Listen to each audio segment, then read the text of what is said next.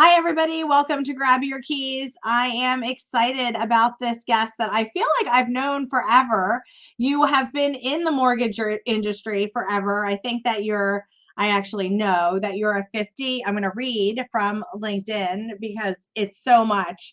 50-year industry veteran, influencer, podcaster, executive leadership coach, mentor, communication and marketing consultant and strategist, storyteller, public speaking, passionate about organized health. You pretty much have done everything in the mortgage industry, and you are definitely someone who has a passion for it and a leader in our community. Why don't you tell us a little bit about how your career brought you to where you are today? Well, it's a great question. It's good to be with you, Sue. I admire you so Awesome to have much. you. I love your energy. I love what you've built. You are just someone who just focuses us on excellence, and it's always a joy to be associated, affiliated with someone who is all about excellence, because that's what I'm about. So my You career, are about excellence and being positive. The yes, thing that you positive. radiate, David, is positive energy. And I've never seen you not be positive in any market. And I feel like I've seen you in all markets. 50 years, 50 years in this industry, you see a lot of markets, and we're certainly in one of those times, which is trying Yes. to win souls to this particular time as we look at what's going on. But no, I got started in this right out of college, didn't have a clue what I wanted to be. So I went with my dad and said, Dad, want to know what I should do. And he says, son, you had a little trouble balancing your checkbook in college. Why don't you go to work for a bank? At least you'll figure out how to do that. That's And so great. if you don't know what you're doing, it's also a good foundation to get experience as in finance. So that's the route I went. Quickly found my way to the mortgage division. A lot of funny stories about what brought me to there, but it was a really pivotal point where I found my future when I found the mortgage division, because I'm all about passionate about helping people get into homes. I think it's one of the most transformative things we can do for someone's life, Sue, is to help I them agree. get a home. First time homeownership is transformative. And then all the things that home ownership brings is just so wonderful. It is. So that's your passion. What do you feel the three keys to your success or anyone's success would be? Well, I think first of all, integrity and having a positive attitude is certainly that. You're never better than your game and your name. And I think a lot of people compromise on those, especially in times like this. And so I just encourage everyone, realize at the end of the day, your name and the integrity by which is affiliated with your name is going to be the most important thing. It certainly has been one of my achievements. And there's times where we all look at things, go like, I wish I could have done that one better, coulda, coulda, shoulda. We all have those. So it's not, one of my heroes is I love Brene Brown. I love staying out of shame, and that it's learn from your mistakes and just continue to pursue excellence. The other thing I learned a long time ago, early in my career, is play to your strengths. I enjoy people. I love joy in meeting with people. The details of the business I did not enjoy. And I oftentimes tell the story about I was a top producer, became a top producer pretty quickly in my career.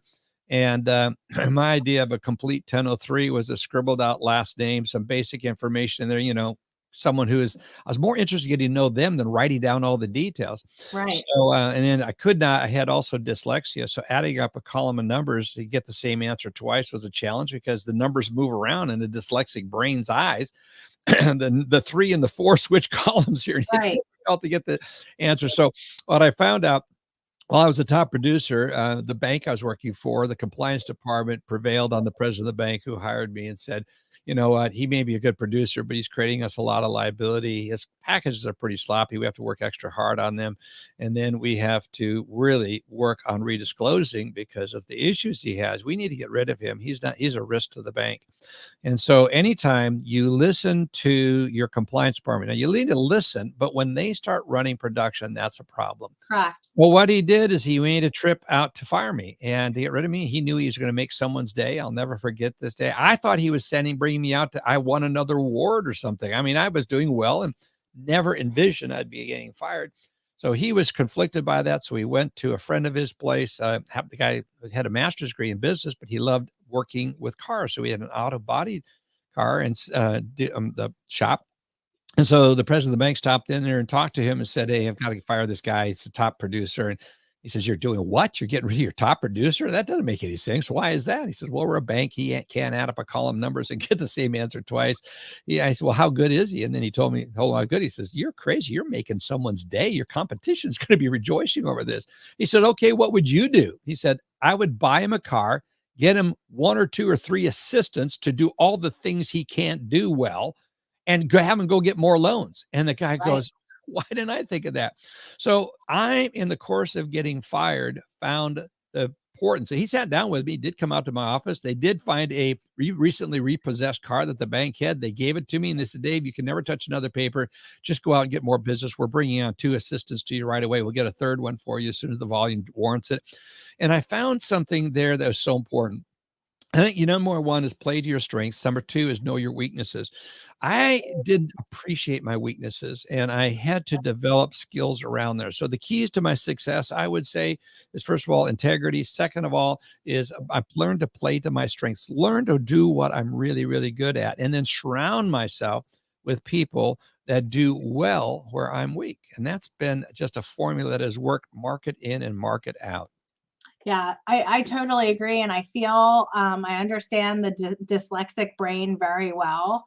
Dyslexia runs in my family. My brother has severe dyslexia. I have a little bit of it. And so even having a little bit of it, it makes you not it makes you super conscious of where you could make a mistake because your mistakes have been pointed out to you so much in the past. Yeah. So I totally understand that, if that makes sense what I said. Yeah. In fact, there's a great book I recommend to anyone I coach, especially if there's any hint that they have dyslexia. It's called The Gift of Dyslexia. Right. Einstein was severely dyslexic. And I think the lie that those of us that have dyslexia buy, or we get sold, and we unfortunately buy, is that we're dumb. We're not smart people. Quite to the contrary. It's actually how we process information. So it's how we experience knowledge rather than learning it from a book. My wife is very linear thinker. She reads well. She retains stuff. I have to experience it. That's why I like audiobooks so much better. Right. When I hear it, I experience it.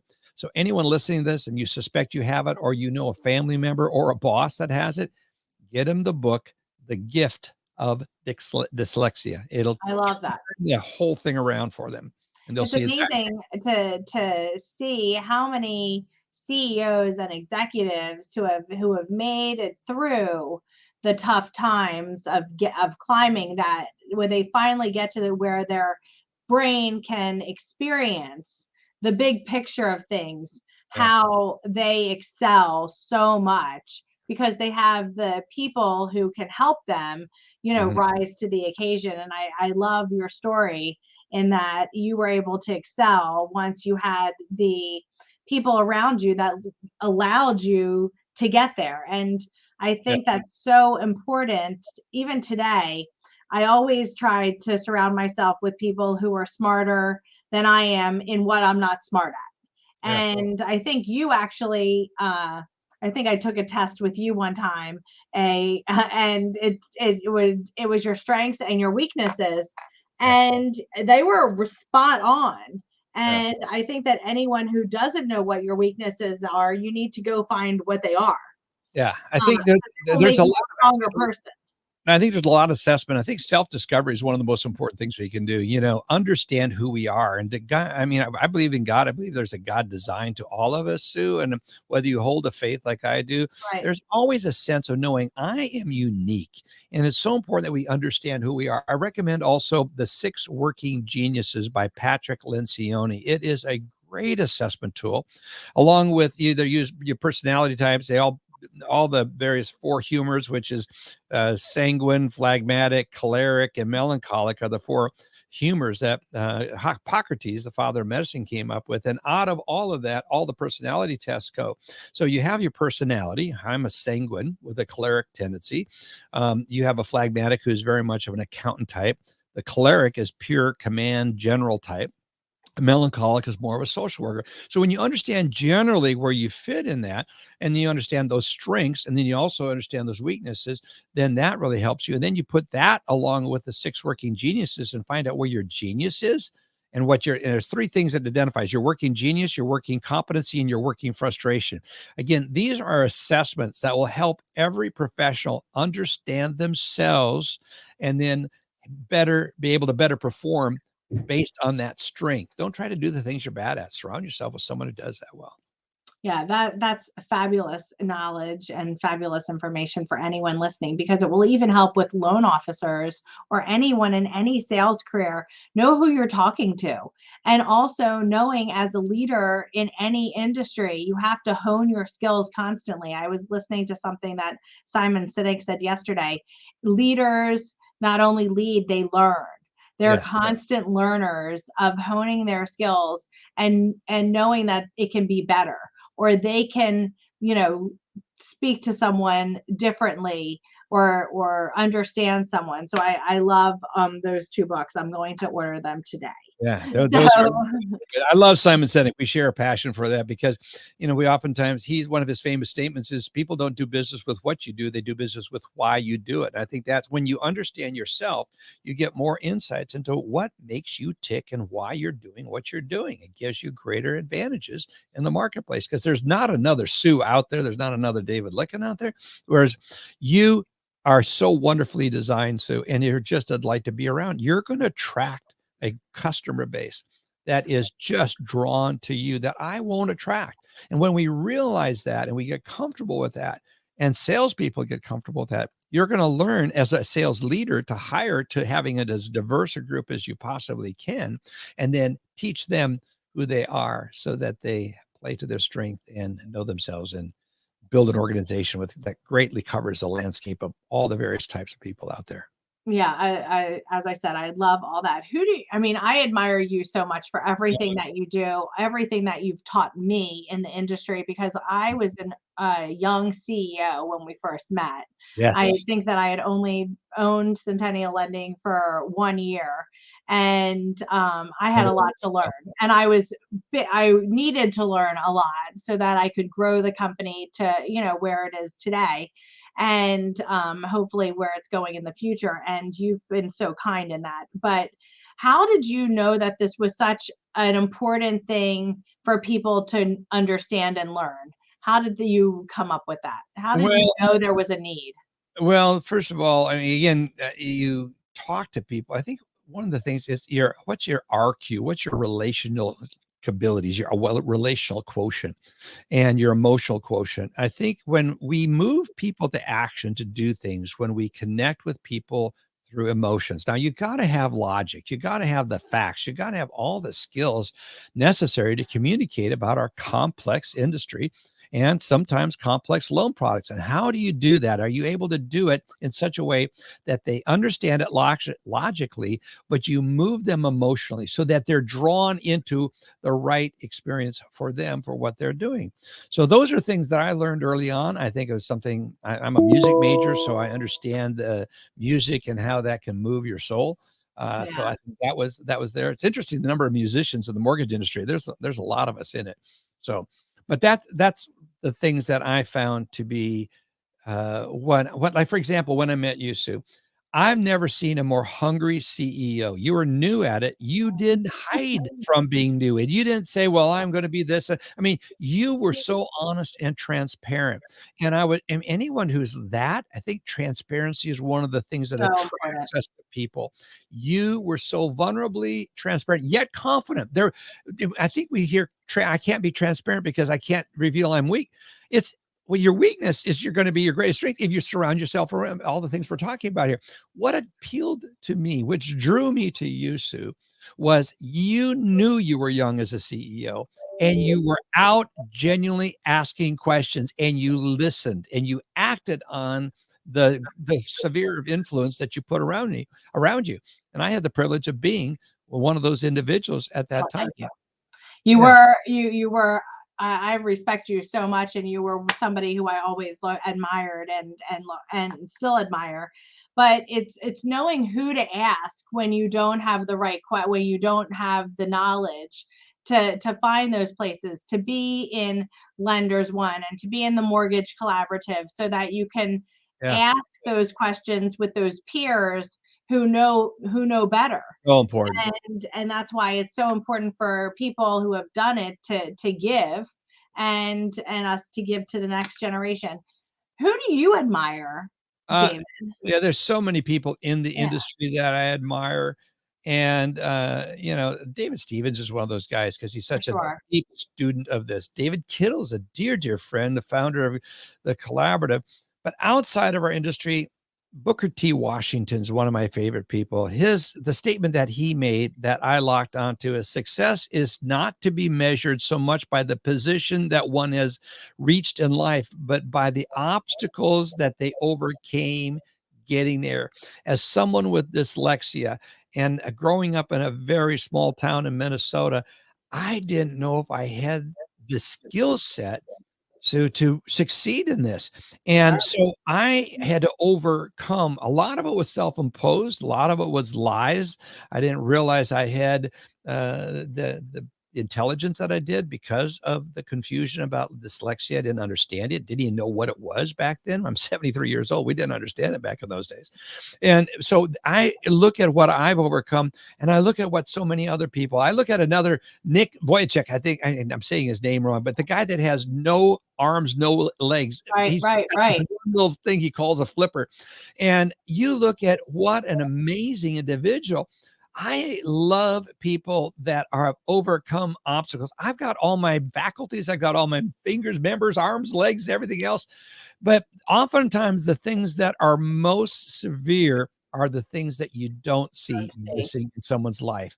And I think what we have to do is have a boldness to and care to speak into someone's life. When you see that, just say, why is that? Be curious, not condemning, but curious, and draw it and be curious from a place of wanting to help people. And that's again what drew me to you was you're just so curious. What does it take to be successful? I'm looking at doing this. What are your thoughts on that? Million questions. I mean, Socrates got killed, murdered for asking too many questions. I mean, the Socratic process. He created a process asking questions.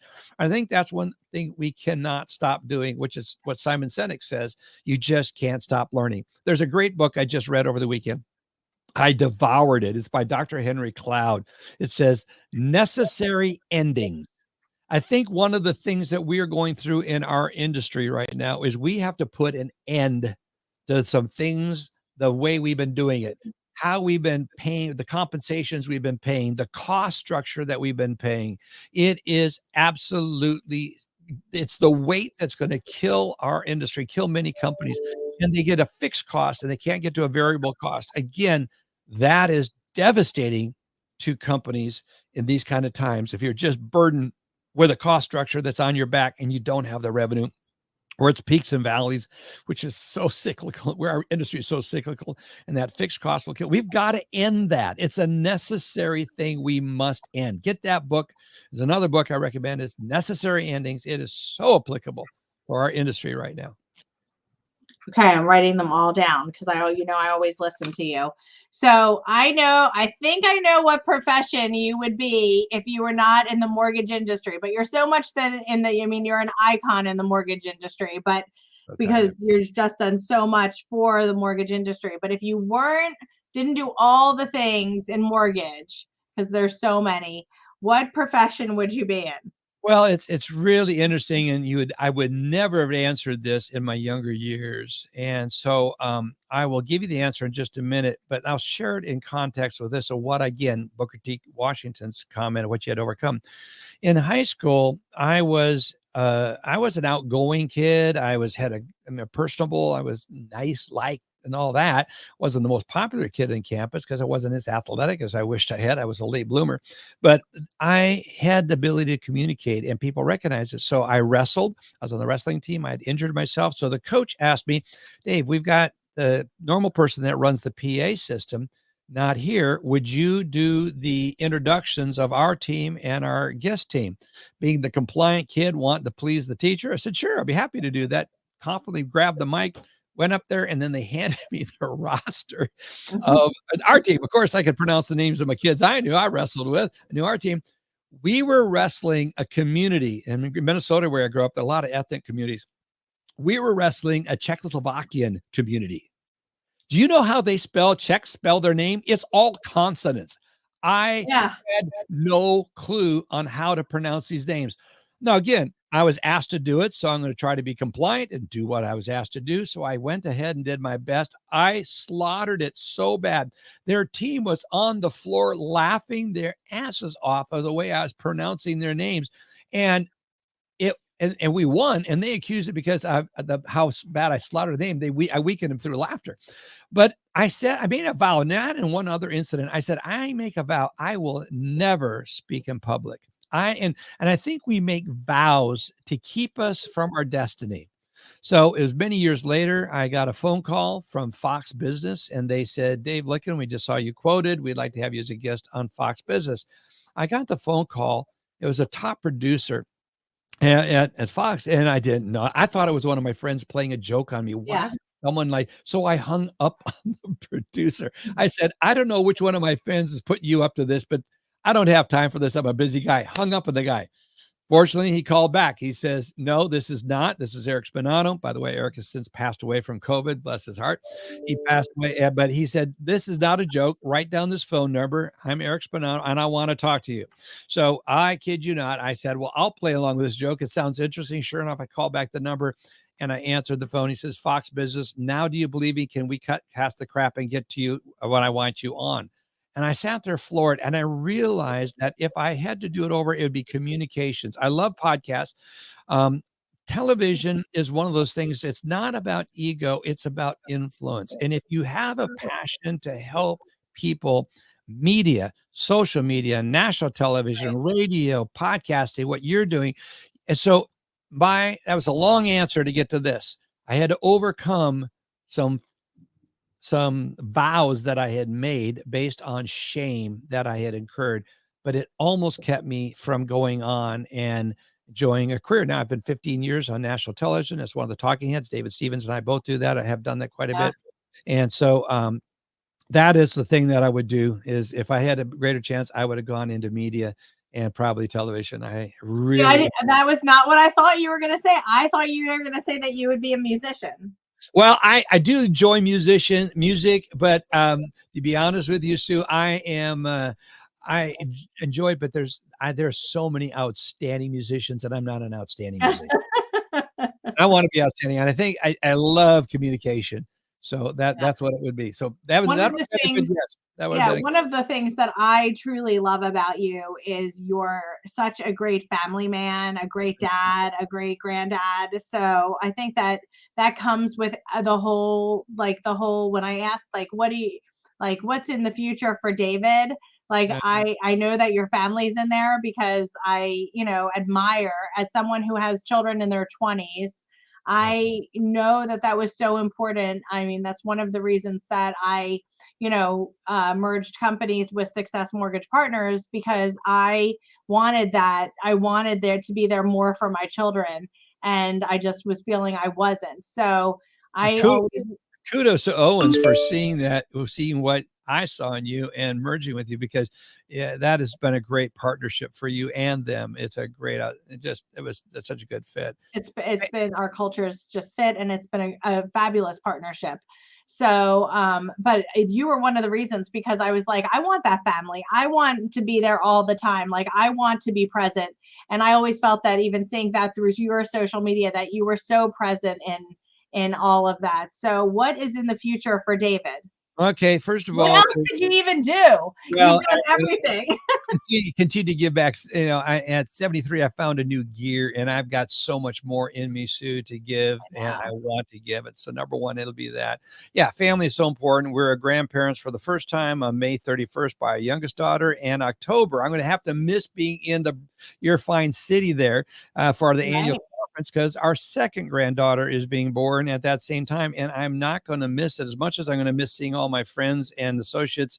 It's like a college room, a class reunion when you go to these annual conferences. You just enjoy seeing everyone, and so I'm going to miss it, but I'm not going to miss the birth of my second granddaughter, and so I'm looking forward to Eden May Fisher being born on during the conference. And you know how babies come. You don't know if it'll be, before or after, but I'm registered just in case we fit it in. I can make it happen.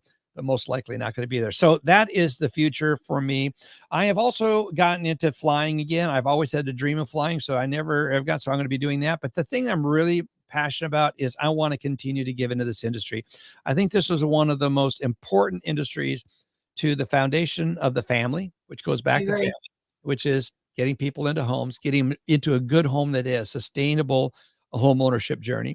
The second thing is I like making a difference in the lives of executives. I think I have a saying that is TGIM. Thank God it's Monday. I work at a company that I'm so excited to come to work for.